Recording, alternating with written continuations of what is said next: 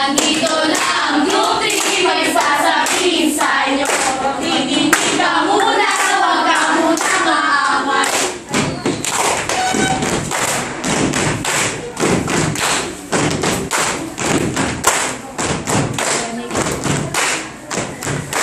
One, two, three.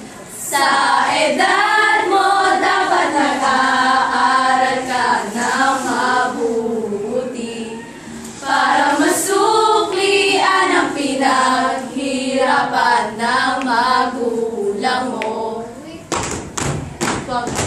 At kanina mag-Facebook ay internet. Tulungan mo na si nanay, pati na rin si tay. Hindi ko to sinasabi para sa aking sarili, para ito sa iyo, para sa kinabukasan mo at ng pamilya mo. Huwag magbisyo, sigarilyo at alak, droga o drugs. Sa edad mo, dapat nag-aaral ka ng mabuti para masuklian ang pinaghirapan ng magulang mo. Hindi mo ba alam kung magano ang ginagasta ng nanay mo?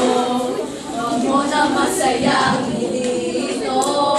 Maraming gusto mag-aaral, hindi lang ikaw.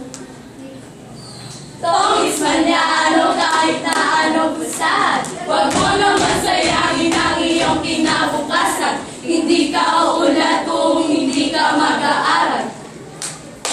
Sige, mag-aral ka. Huwag ka munang maglakwatsa. Sige, magsikap ka para masuklian ang hirap ng iyong magulang. Mag-aaral ka ng mabuti, ng mabuti. Hey, ng mabuti. Hey, mag-aaral ka ng mabuti, ng mabuti. Hey, ng mabuti. Hey, ng mabuti, ng mabuti, ng mabuti.